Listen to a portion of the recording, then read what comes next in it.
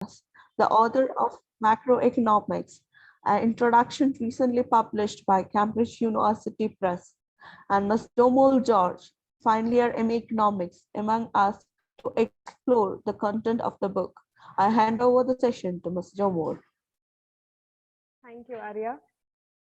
First of all, I want to thank Alexa and my department for giving me this opportunity to be the interviewer today. It's truly an honor for me. So thank you so much. Before I begin, I want to congratulate Alexa for publishing the book, because publishing a book under the Cambridge University Press is a big deal. Many people only dream about it, but you made a reality. So a big congratulations to you, sir. The first question that I would like to ask you is, what inspired you, or who inspired you to write this book? What made you think like, now we need something new. We need something that has a different approach to macroeconomics? First of all, yeah, I should thank Vinoda Devi ma'am for organizing this, and everyone else who's in the project, and Arya and Anirjeet for that warm introduction. So thank you for that. And I think, I mean, if things were fine, maybe, we could have met in person. And I've been, I think, to your campus a couple of times already. And I must say about publishing, I mean, first, I just want to comment on that because you congratulated me. I think that, if all of you can publish too, it's just a matter of, I think, writing a proposal, of course, having some kind of an idea, and then going ahead with it. And like with most things in academics, there will be rejection of various kinds. So we hardly talk about how much, or when we try to publish a journal article, or when we try to publish a book, there will be some places which might not be interested in that. But I don't think we should be dejected, and we should try to find out an alternative publisher or an alternative journal. And I think, so this is what, if you're interested in a career in academia, this is what we do. Now, to your primary question, what was the inspiration? So I must say that, as I write in my book too, that I didn't really want to write a textbook. That idea was never really there. And the reason was, I thought, when I look at the textbooks around, most of them are written in the same manner. I mean, everything looked more or less the same, and they're very standardized. So there's a set of questions at the end. There are sometimes boxes, and so I didn't want to write it like that. But then when the editor at Cambridge University Press, Onnisha Rana, when I met her in Bangalore, this idea came up, that she suggested, seeing how I was passionate about economics and the way I could teach it, she suggested, why don't I think of writing a book? So that is how the idea came about. And then what I tried to do was to figure out, is there some way to retain some elements of my teaching in the way that I'm writing the book too, knowing fully well that classroom teaching is a different medium and writing is a different medium. But I try to bring in some elements where if somebody is reading the book, they could almost feel like they are in the classroom. I mean, I've attempted to do that. I don't know whether I'm successful or not, but at least that was the attempt. I'm sure, sir, your book is going to be an inspiration for many others. So the second question I want to ask is, in your preface also, you have mentioned that this book has a problem-setting approach opposed to the problem-solving approach. Could you shed some light on that? So, Jen, I mean, this is also a kind of response to how economics as a discipline sees itself, because very often we are told that economics is about problem solving.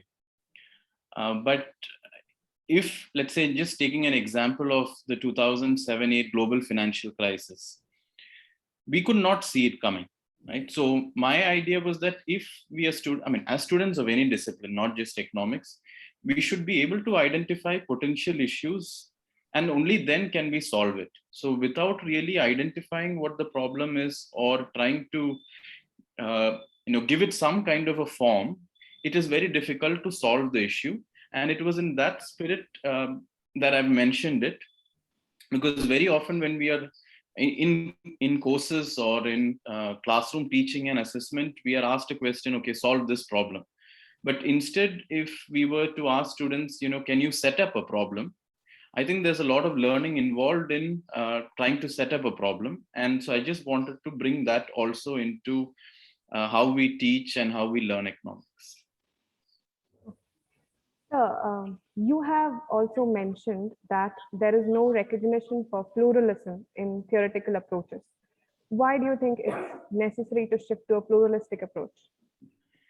So in a way, if we think about it, I feel all of us are philosophically pluralist, right? Because most of our actions, when we decide to do things, it's based on multiple things that we might have heard, we might have read from multiple people, could be from multiple disciplines.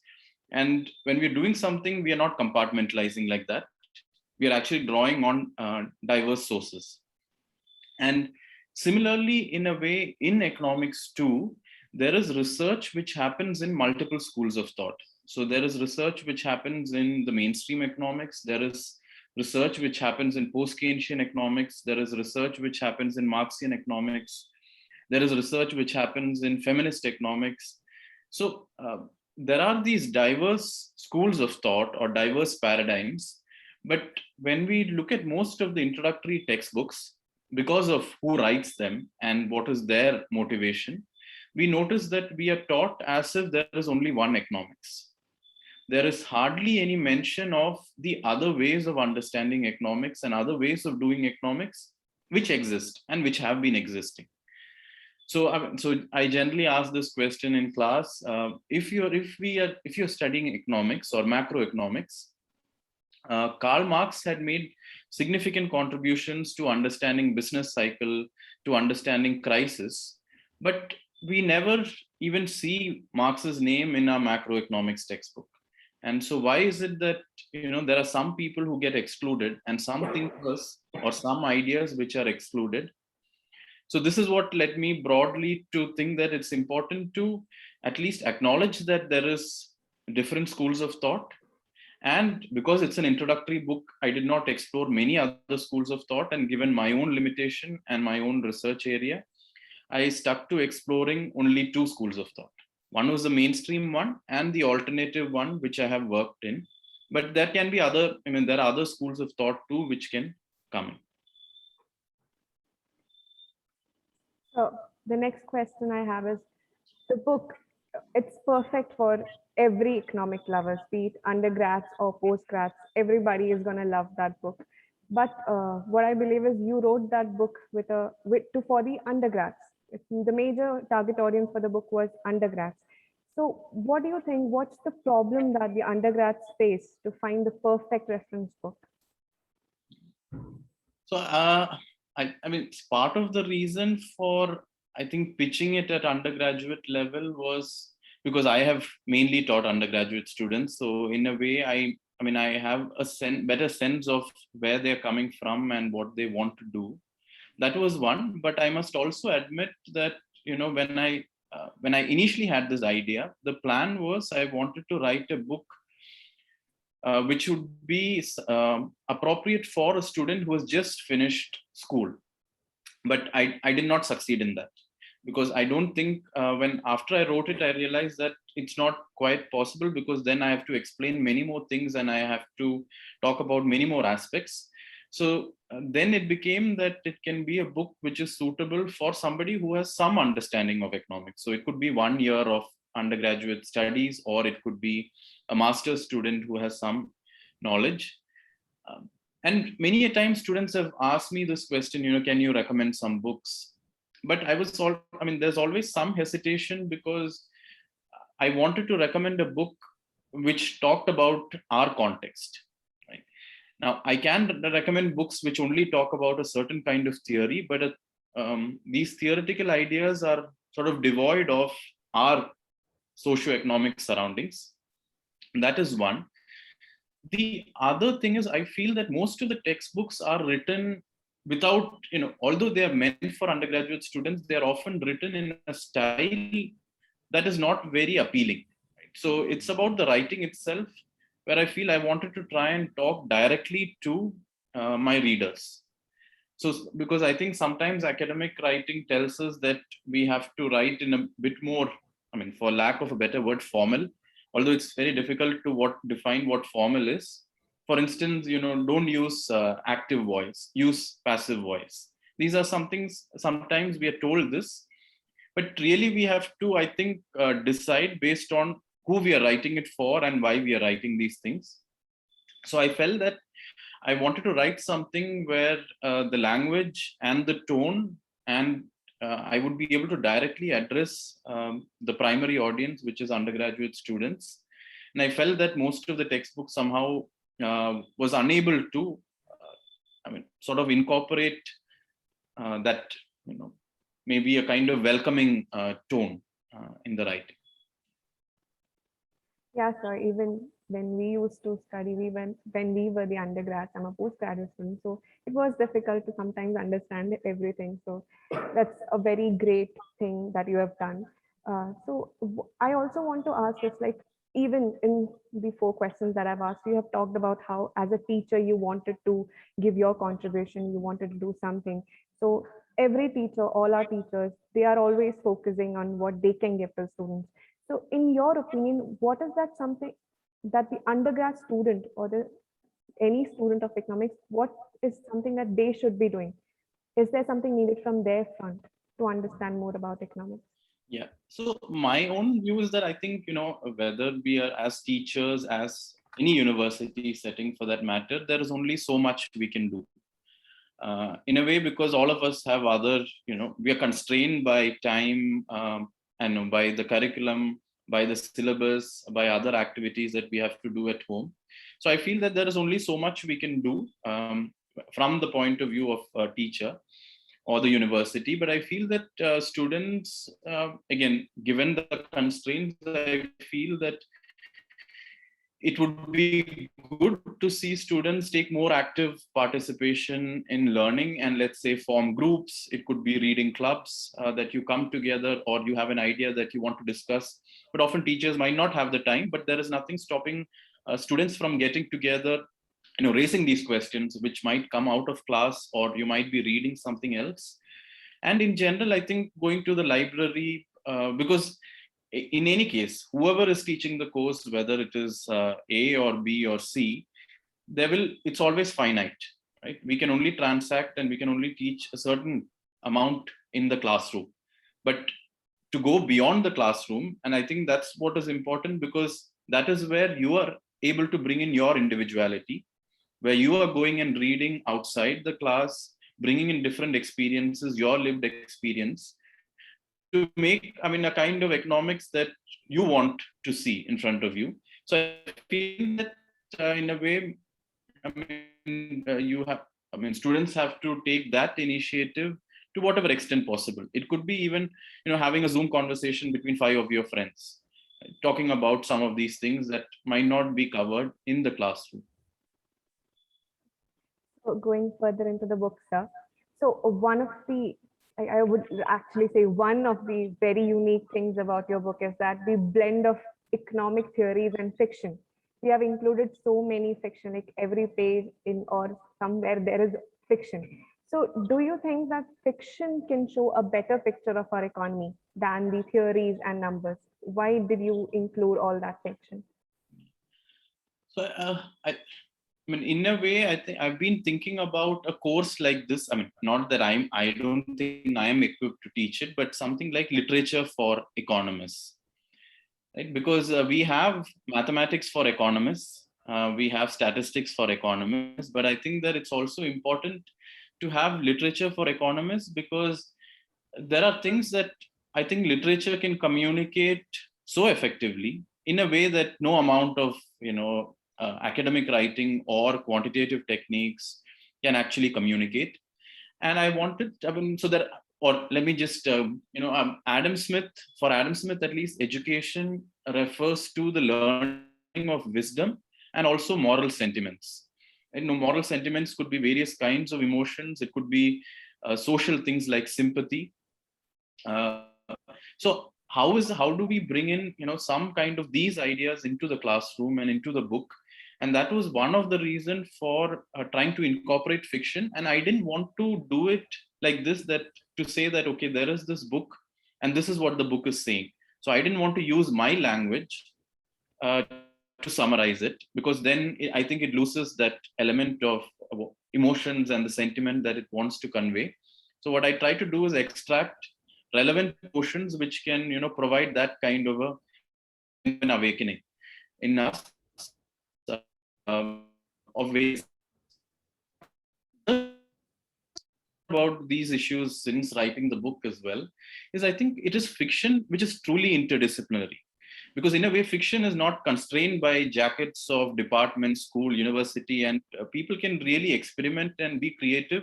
And they bring in multiple experiences and multiple academic disciplines together.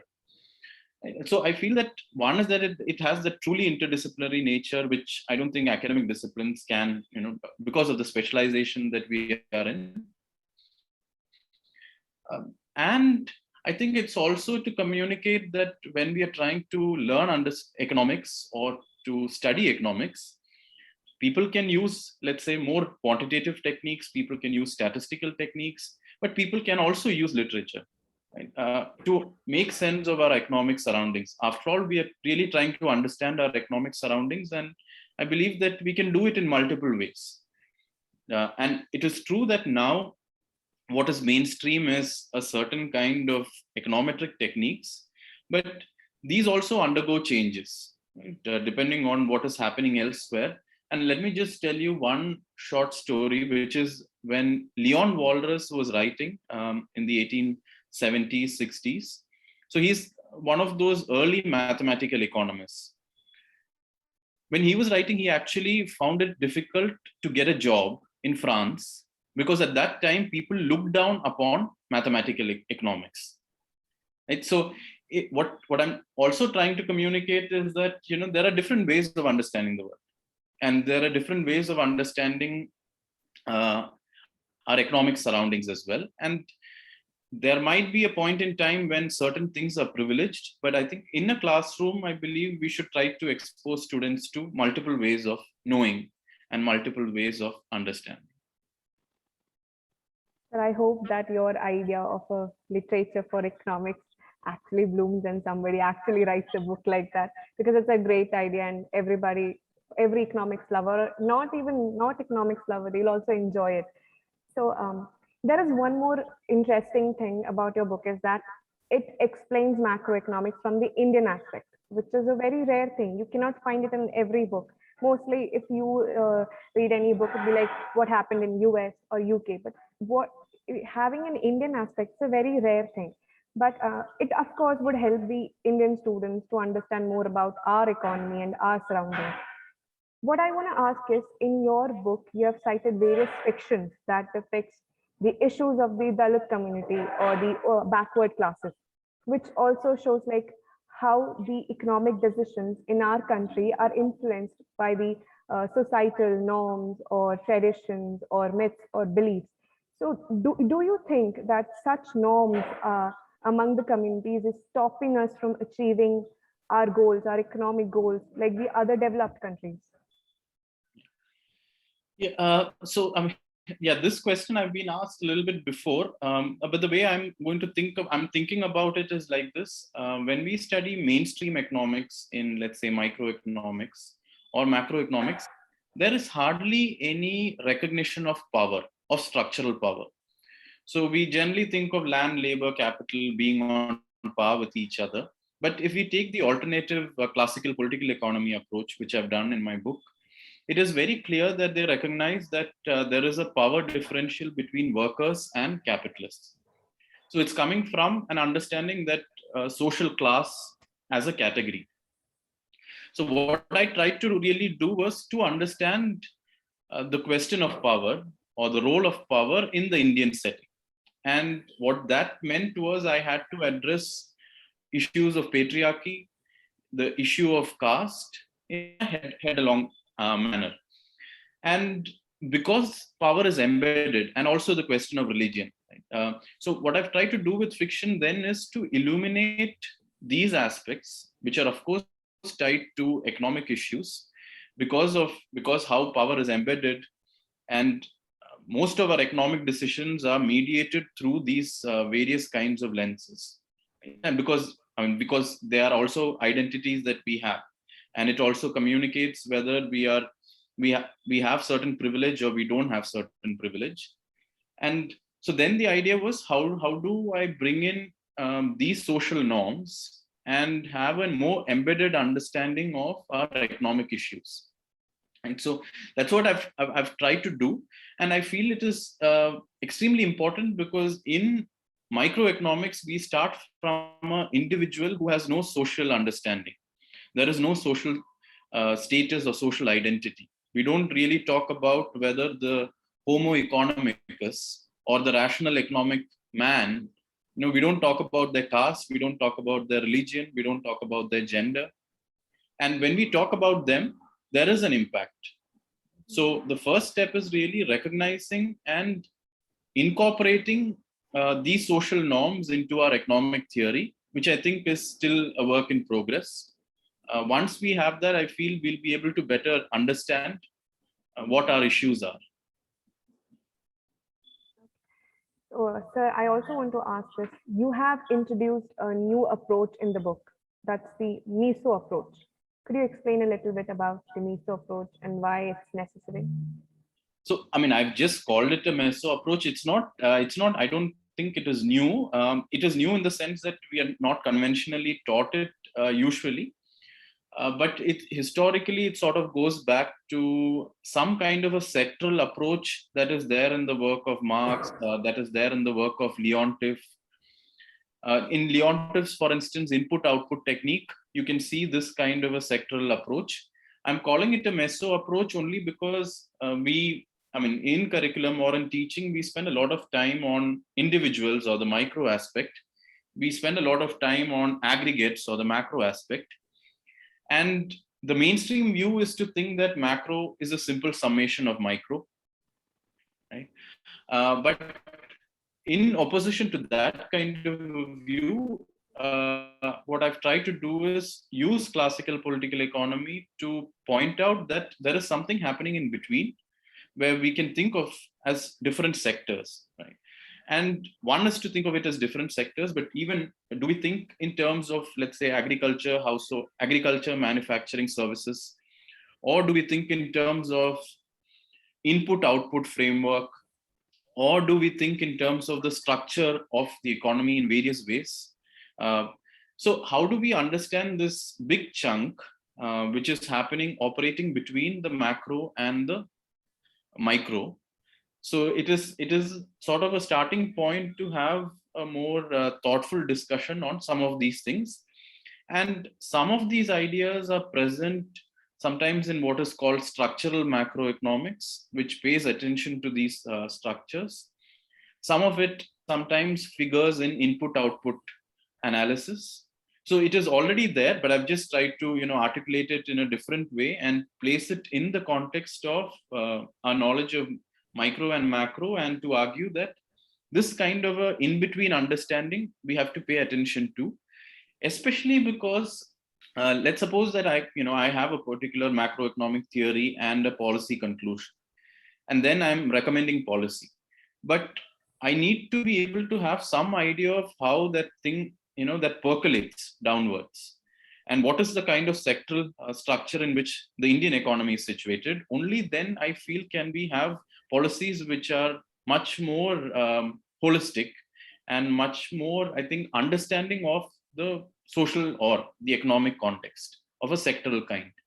Without that, I feel, just to say, okay, this is how we have to increase GDP, without knowing whether it's at the interstate level, whether it's at the local level, whether it's some kind of the states coming together, or think of agriculture and manufacturing coming together.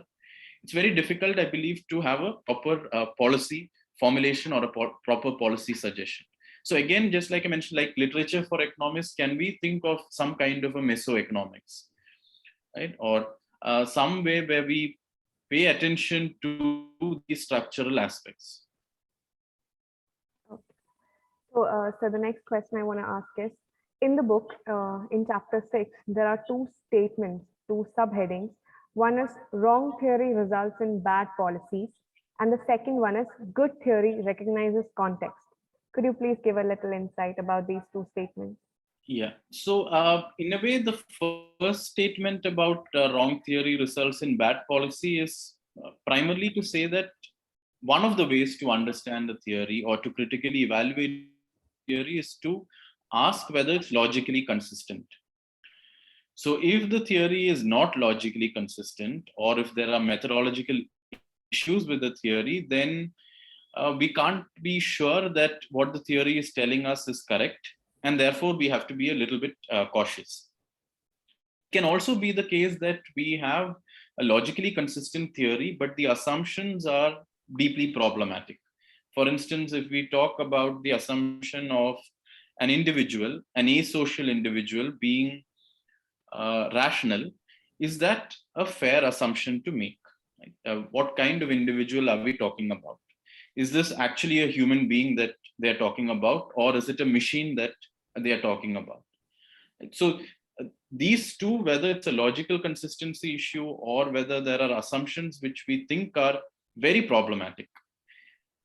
In this context, I should also mention that any theory or any model requires simplification, requires abstraction, requires assumptions. But we should be able to look at the assumptions and think, okay, this is a reasonable assumption. But if we think that this assumption is not unreasonable, then we can say that there are some issues with the theory.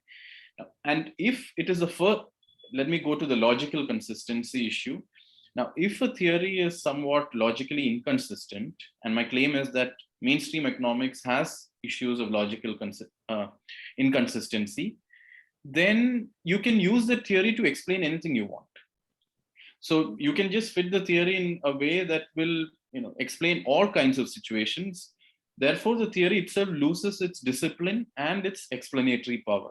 So that's what I mean. And maybe I can just give one example, which I've also, I think, mentioned in the book, which is when we study microeconomic theory under conditions of competition, in microeconomics especially, it is argued that if the government imposes a minimum wage, or let's talk about minimum wage. If the government imposes a minimum wage, it leads to unemployment or it leads to inefficiency. So that is what we are being taught. Now, to me, this is arising from certain stringent and unreasonable assumptions marginalist economics is making. And right, so then the policy conclusion is minimum wage is a bad thing. But if we look at the alternative theory, where wage is understood as an expression of power, then it is clear that minimum wage is a very positive thing for the economy and for the people in the economy, which is largely workers. Right? So if there are issues with the theory, then you're going to arrive at policies which I think are wrong or deeply problematic. So that's the first part. Now, the question of context is to say that if we have a theory, again, like let's say marginalist economics, if you look at the individual, it is an asocial individual because we are assuming that preferences are independent. We cannot assume interdependent preferences. If you assume that the theory runs into all kinds of troubles. It is also ahistorical because there is no real learning that is happening in this individual. There is not much scope for history. We are already assuming given endowments. So in a way, if this fundamental theory cannot appreciate or acknowledge the role of history or the role of culture, then again, there is a kind of a problem because we are using these theories and let's say an international organization is saying, this is how the economy works. This is how it works everywhere. So there is a kind of universal application of these theories, but these theories themselves are asocial and ahistorical. So even if we have to accommodate our local context, it's with a lot of difficulty, as opposed to classical political economy, which is open to various kinds of historical situations, various kinds of social and cultural aspects. So, because I think this is where many students, when they come to learn economics, they sometimes feel that they can't relate to it. They could say that this is very abstract, but a theory can be abstract, but still you can relate to it because you feel that there is some connection with our surroundings. But if there is no connection, then we have to ask the question, why is that? And so it was, that is what I was trying to argue. Okay, so we talked about theory. So to follow up on that, I want to ask, you just said like theory can be abstract or it can be a wrong theory, good theory. In your book, there is again one illustration that kind of shows like a conversation between theory and data. And data is talking about like what wrong can happen if we are there, like if we are there, like large data. It's talking about what could go wrong. So in today's era, everything is all about data. Even for a economics student, if that student wants to work in the corporate world, that he or she should know data management, data analysis. Everything is about data. So that student herself or himself, they kind of ask like, why are we studying all these theories if that's not going to be applicable in the corporate world or in the companies? But we are studying it, and somewhere it's important also. What are your views on it? What's more important, data or theory? What is better? So I think what I was, the kind of point or the idea that I was trying to reject is this view that we can do away with theory and we can just look at big data. So one is, of course, we have to understand the historical context, which is that there has been a rise in computing power.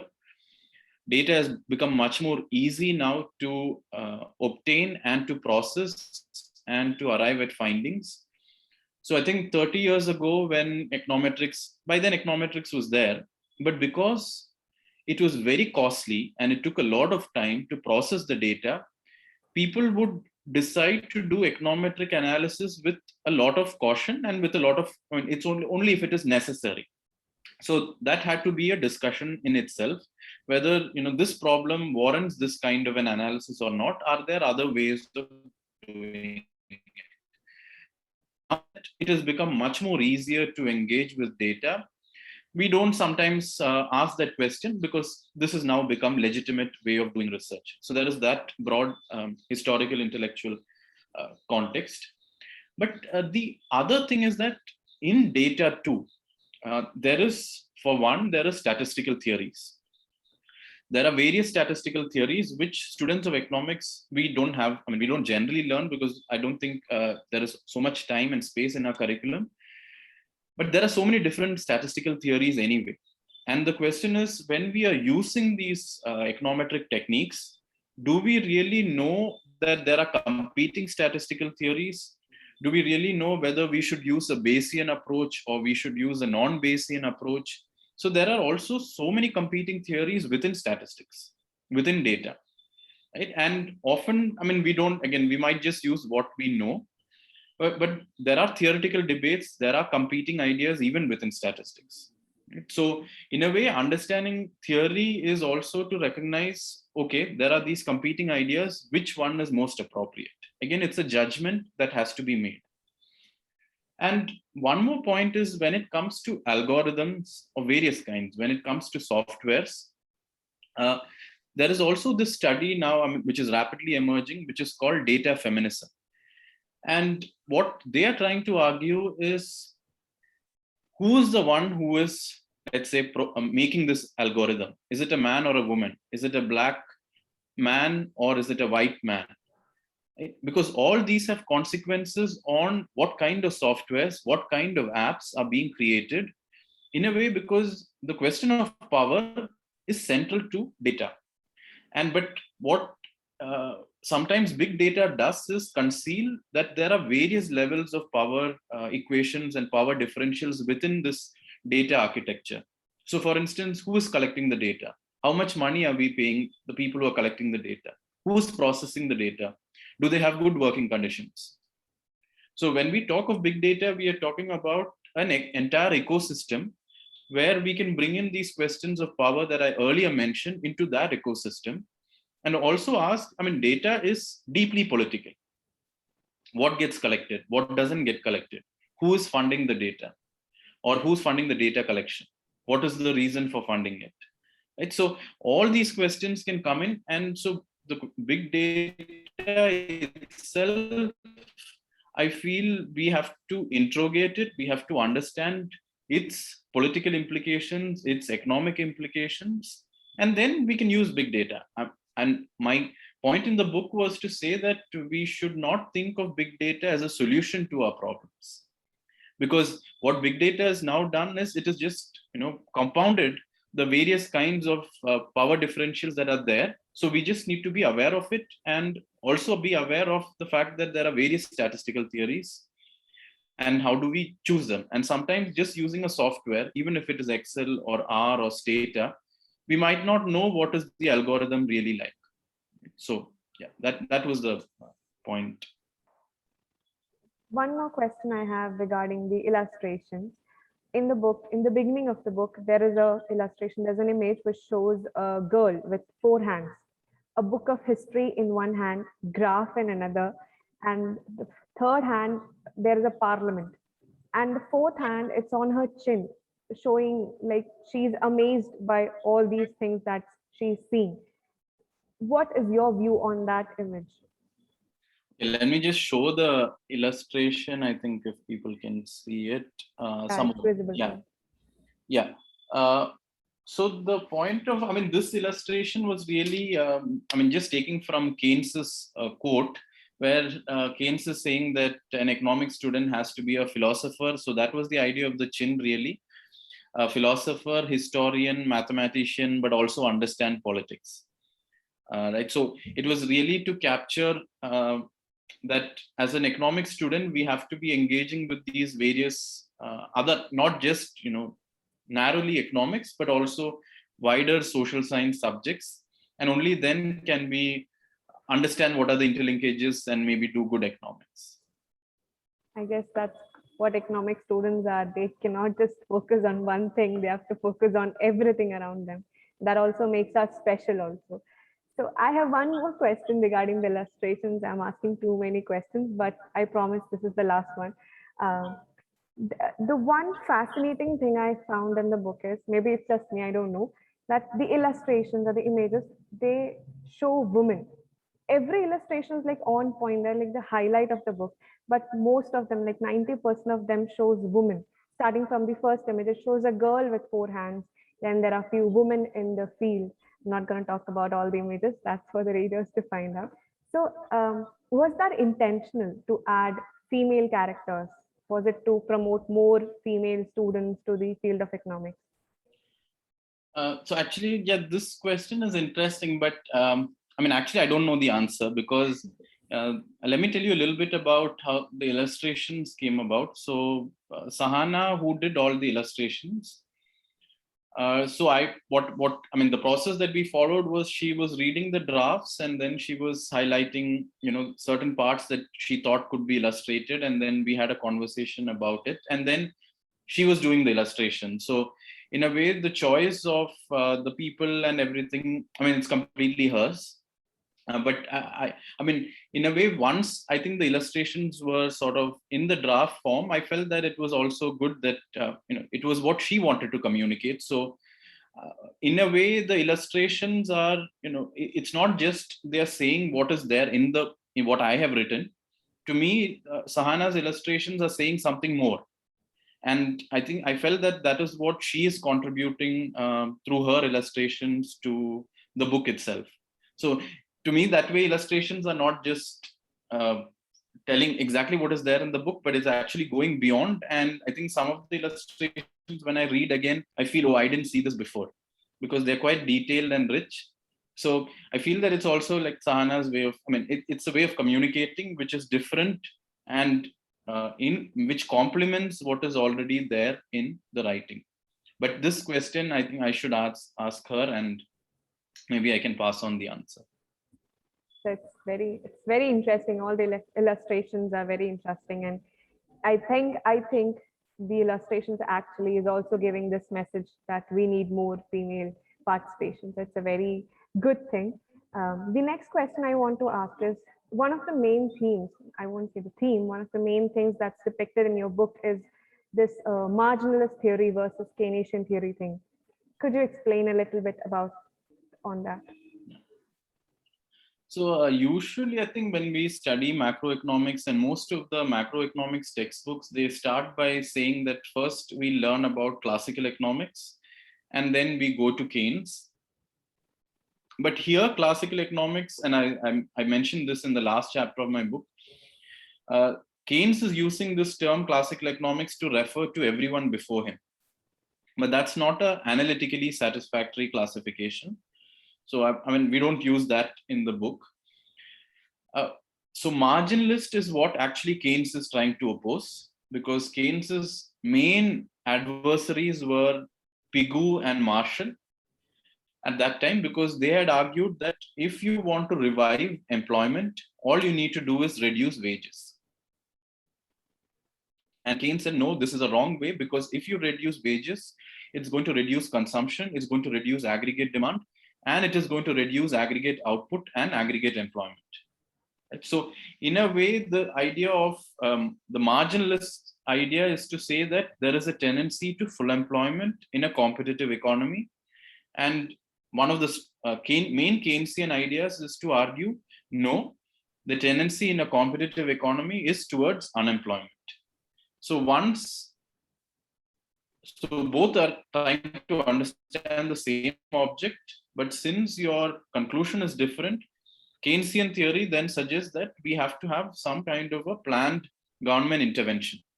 Whereas the marginalist theory says if you intervene, it leads to inefficiency in the system, or if you try to intervene in the form of a minimum wage, it leads to further unemployment.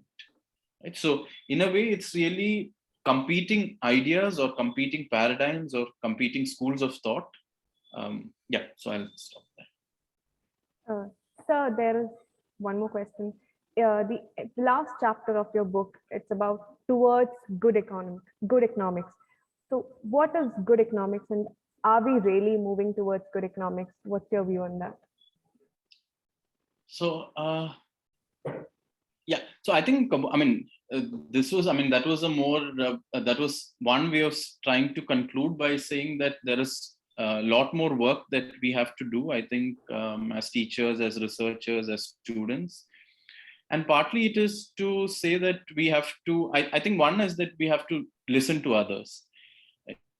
Because economics, in a way, occupies an important space within social sciences, within the policy world. So for instance, economists also think that, okay, they have a particular technique and they have a way of trying to make sense of the world and provide policy suggestions.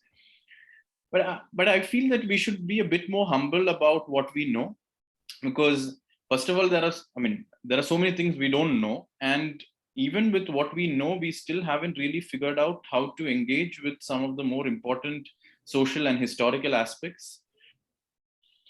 So my suggestion in that, and let me just show you that illustration as well. Try to figure it out, but somewhat, if that's visible, is to say that, in a good economics to me is if we can read more of fiction, if we have to engage with RBI reports, government reports, but we also have to read about people who are working on the field.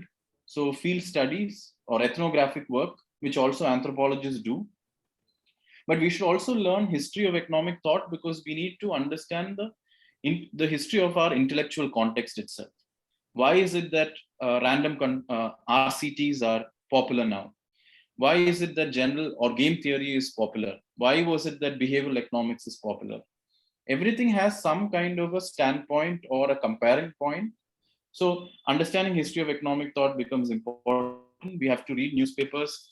But more importantly, I think that we have to really talk to people and understand, because not everyone is studying economics, but many people have a sense of what is happening. And how can we accommodate some of those experiences, either into a classroom or into our research? And only then I feel, we will be able to make a contribution to improving the lives of people. Because even if the theory is really good, I cannot sit here and recommend what I think is good for somebody else sitting, let's say, in a village in Kerala, because the people who are living there might have a different view of what they want.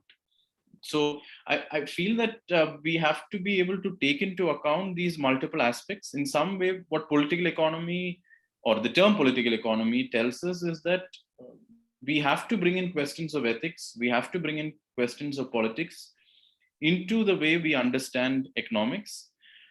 And we also have to reject a certain kind of universalization.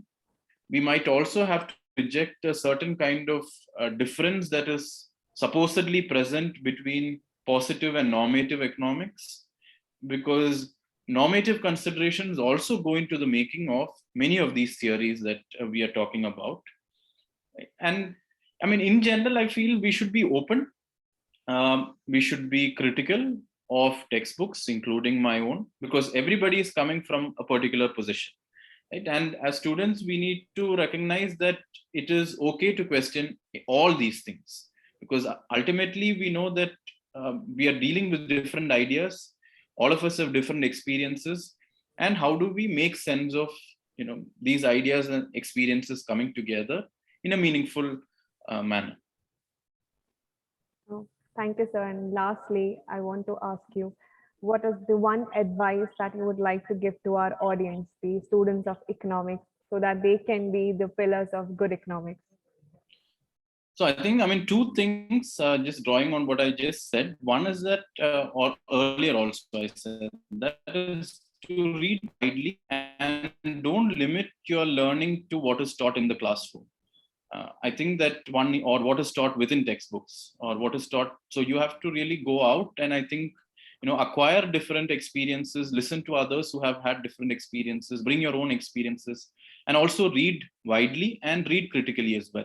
And both reading critically and reading widely is also a slow process, because I can just share that, when I started reading many books during my undergraduate or postgraduate, there were very few things that I could understand. But the more I read over time, I'm able to understand more. So I think that when we start reading, we are often in a situation of confusion because we don't understand most of the things, we don't understand the context. But it is important to keep reading, because what we are actually doing is the learning is happening slowly and incrementally. So it might be very difficult to acquire a lot of understanding quickly, but I feel that with time, all of us will get there. And so I think we should acknowledge that it takes time, and proceed with it slowly and steadily, and in conversation with others around you. Thank you so much, sir, for answering our questions. I'm sure this conversation, this interview was very knowledgeable and enriching for every participant, everyone who attended this session. And I'm very thankful to you. And I want to wish you all the best. And I for sure know that your book, it's going to be the beginning of a new era, or it's going to be a beginning, like something new is going to come out of this. So thank you so much, sir. So now it's time for the audience. If there is something you want to ask Alexa, please post your queries in the chat box. Thank you so much, Jomol, for all those questions. Thank you, yeah, sir. I think I enjoyed responding to them and also learning from some of these questions. And yeah, thank you. So anybody, if you guys have any questions, please post them in the chat box.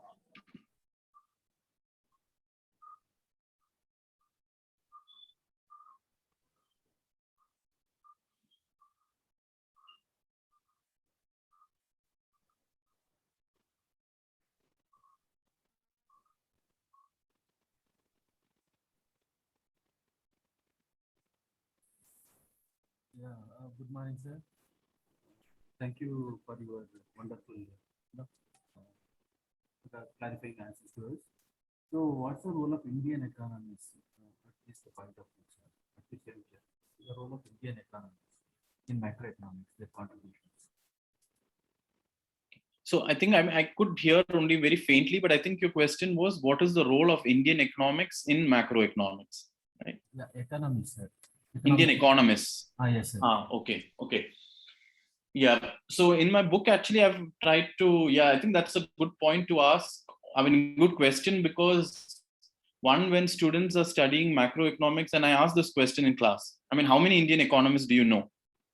And they only know very few people, because in most of our textbooks, we don't, first of all, they're maybe coming from America or Europe, and they don't really learn about the contributions that Indian economists have made.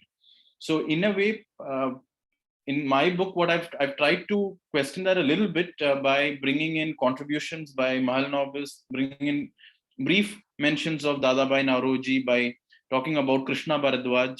So there is some attempt, or Rana Dey, there is some attempt at trying to expose the reader of this book to the fact that there are Indian economists also who have contributed internationally and widely to economics itself.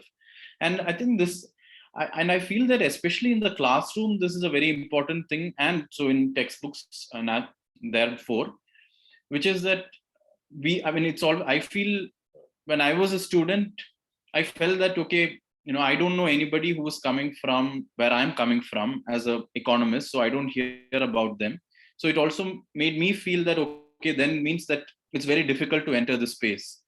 And in that kind of an understanding, I feel if we are able to appreciate economists who are coming from various spaces within India, various gender, caste, religion, I think that would be a valuable thing. And I mean, that's one point that I make in my book, but I don't engage with it. Very often people don't know that Ambedkar has written 2 PhDs in economics, one from Columbia University and the other from London School of Economics. Right? So briefly I mentioned it, and one of his articles is in my book. I've mentioned one of his articles is also to do with agricultural economics. So in Kerala there is K. N. Raj. There are many people. But how do we acknowledge their contributions and try to bring it to the classroom, or trying to bring it to our books? And I think that's extremely important and extremely valuable. And just on that point, I will also mention, when I've tried to choose fiction in my book, what I've tried to do is try to get it from different regions or different states. And I mean, this is my own limitation, but I believe that there is a lot of literature that is written in the languages that we speak. It need not be English, but there is so much literature which is written in Kannada, in Malayalam, Tamil, Hindi, Bengali, etc. So how are we able to make some connect there too? So not just Indian economists, but also Indian authors more generally. How are we able to bring that also in some way into our learning? Thank you, sir. Thank you so much. You have changed economics after writing this book. Sir, there is one question in the chat box.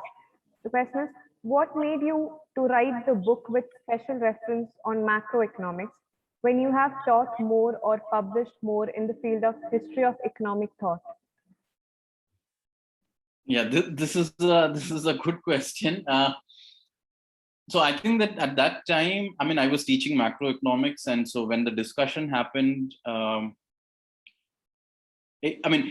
so at that time, because I was teaching macroeconomics and I had some views on it, and in my history of economic thought too, I have focused on macroeconomics. So that was the reason. But I can share that I'm currently started working on a book on history of economic thought. So it's going to be a history of economic thought textbook.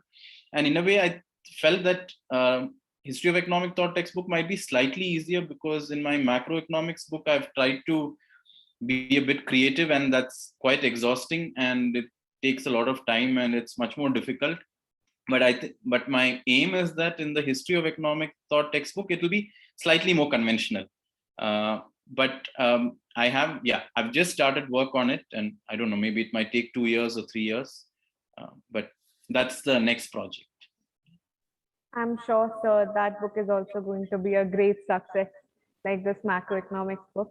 So all the best to you, sir, and I wish you all the success in everything. Thank you so much for spending your time with us. Thank you, sir. Over to you, Arya. Thank you, Jomol. We wish to express our gratitude to you, sir, and your presence and gentle words are a source of encouragement for all of us. Thank you so much, sir.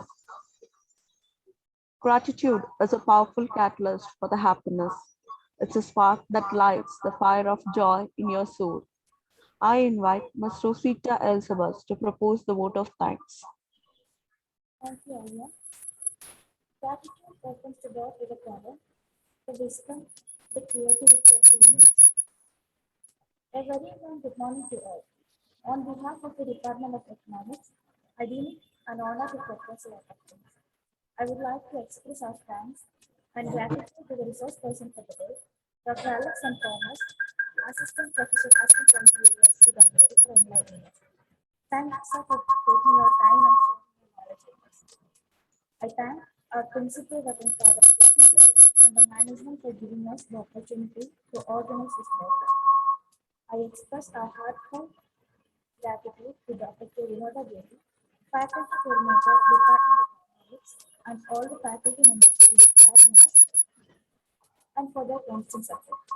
Last but not the least, I thank all the students of Department of Economics for active involvement and making this program a huge success. Once again, I thank you all. I remember. Thank you, sir. I think this is the third time you are addressing our students, but this is like quite interesting, this kind of discussion after reading your book, asking the questions. It's really a very good book, sir. So your next book also, hope we will call you for a book review, History of Economic Thought. So we are waiting for that opportunity also. All the best, sir. So, Thank you so much, ma'am. And yeah, it was really, I thought I also like this format where, reading and then more as a question and answer discussion. So thank you so much, all of you, for participating and reading and then asking these questions. thank you. Thank you, Rosita. Thank you, ma'am. And the session has now come to a close. The host can now end the meeting. Thank you all once again.